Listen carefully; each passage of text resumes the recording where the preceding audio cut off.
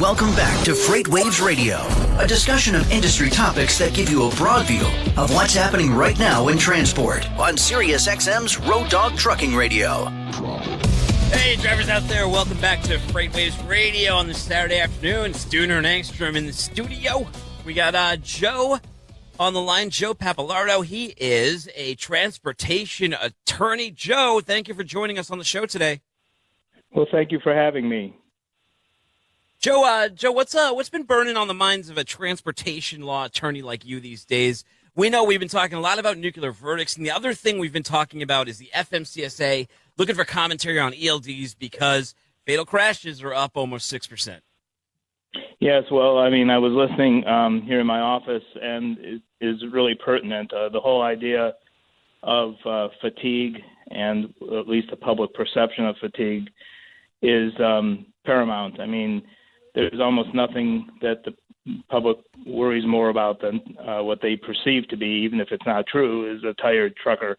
And the agency, the FMCSA, speaks very strongly in their own mind about preventing fatigue, and the rules and regulations under Part 395 are, I guess, meant to do that. But I certainly hear every one of you and the truckers saying that some of those don't work for them. The problem is how it all comes out in lawsuits after there's been a terrible accident. How does that come out in lawsuits? What's the process behind that? And since we have a lot of drivers listening, what should they do when they get into an accident?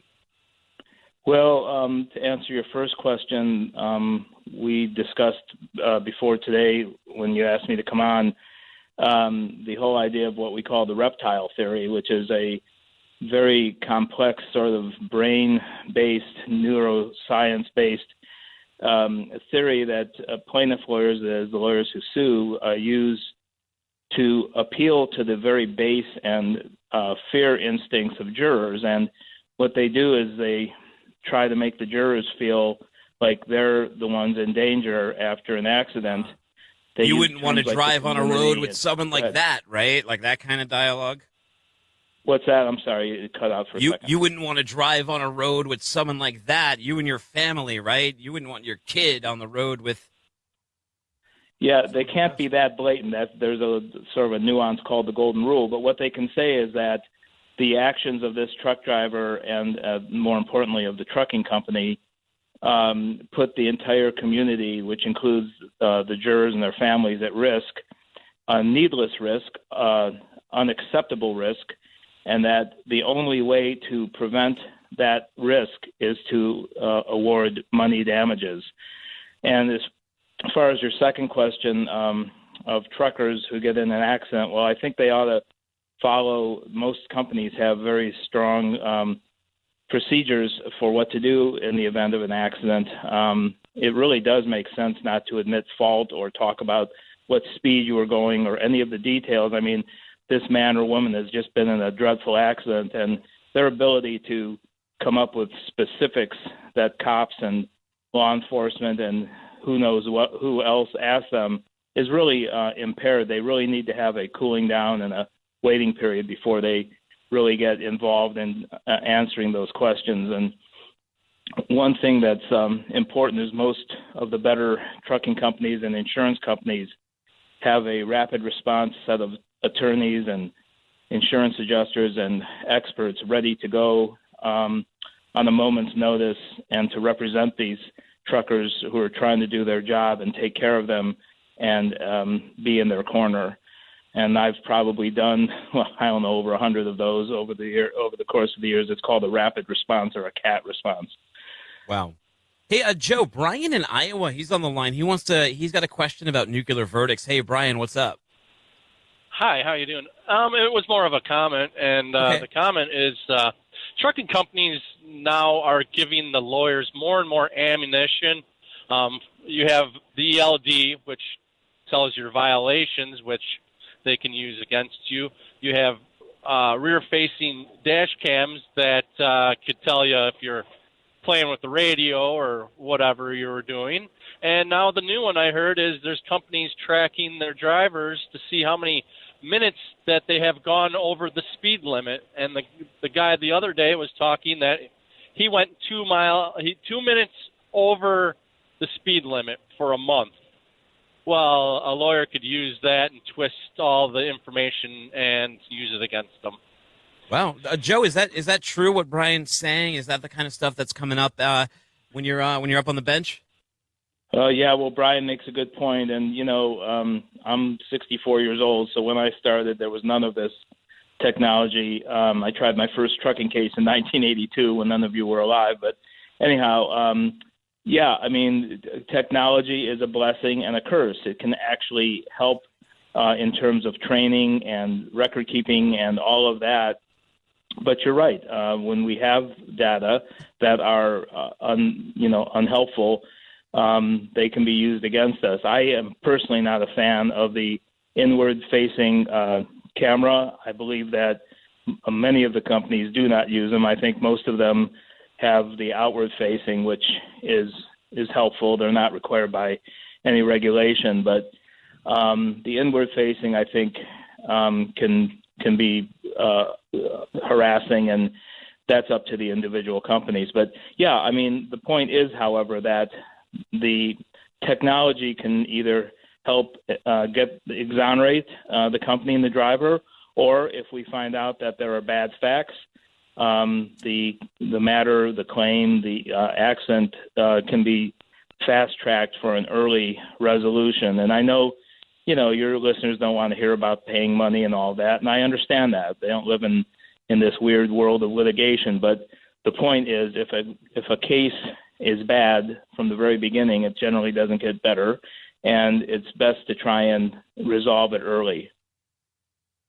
When does a driver become criminally liable in one of these situations? I know laws vary between states, and it's up to courts and all of that stuff, but what are something they should really be concerned about? Because you mentioned that cooling off period. Don't just start running your mouth. If you contact who do they contact, and how do they protect themselves?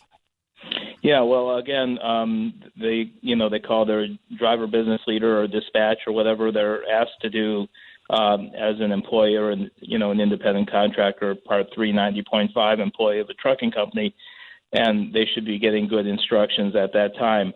But what you just mentioned is something that's been of great concern to lawyers and industry alike, which is this sort of blurring between civil, that is money, liability, and criminal.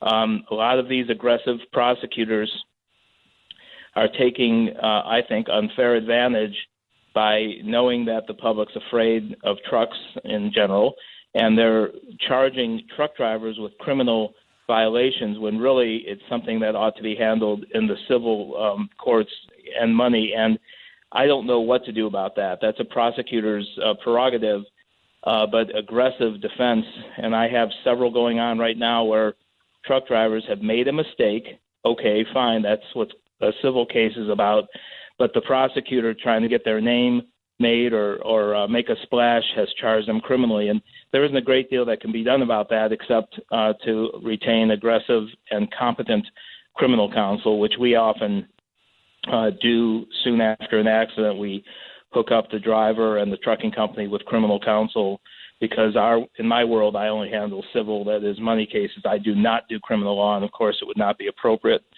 to represent the driver criminally and civilly. So, in terms of this, what do you think is going to be the result of, like Dean Croak, he said this crash study by the FMCSA, it could take 100 years for anything to become of it based on the last time they changed hours of service. Do you, I don't know, what's your prediction? Anything changing with ELDs in the near or long term? Well, I think ELDs and, of course, the AOBRDs before them are really valuable because look at what they've done in terms of cutting down the violations, which are mainly form and manner violations, not changing your log status, your hours of service status immediately, that sort of thing. So we can throw out all of that chaff, that nonsense that makes up the vast majority of hours of service violations. I don't know what the answer is I was listening carefully to your listeners talking about I only need 4 hours of sleep and everything. And of course, there's no regulation which requires the amount of sleep that a driver has to keep. They only talk about their off-duty 10 consecutive hours. But having said all that, I don't know what the answer is. Just wait till they wonder microchip about them, whether Joe. the crash data. I'm sorry. Is I said just wait till they of, microchip them, or they put a Fitbit on them or something tracking their sleep. Who knows what's next with regulations, right? Yeah, I don't know. I mean, I personally, sometimes I don't sleep the whole night. I get up and look at the newspaper when it comes in at 3 a.m, but I still am resting, but I'm not sleeping. So that's a really iffy subject. And I mean, I'm not a sleep scientist, and that's really beyond me. I mean, I started out pre-med, but my grades were so bad that I became pre-law. So, and that's why I'm a lawyer. But I don't know what the answer is to that. I do know that a lot of research has gone in, but everyone read the book How to Lie with Statistics, and we all know that statistics and research can be manipulated. Hey, Joe, how do people reach out and learn more if they need a good transportation attorney? How do they get in touch with you? Oh, well, my name is Joe Pappalardo. I practice in Ohio and Michigan, and my name is really hard, but it's anyone, if they want to write to me or ask questions, I'll be happy to try and answer them. The email address is JPAPPALARDO, J Pappalardo, and then my firm name at Gallagher, GALLAGHERSHARP.com. Or I guess if they get in touch with you guys, you can maybe get me the message. Will do. Hey, Joe, thanks for joining us today. It was very insightful. We appreciate your time on this Saturday afternoon. Have a great afternoon. Thank you for having me. I enjoyed it. Bye-bye. All right, there's a few callers on hold. When we come back from the break, we'll get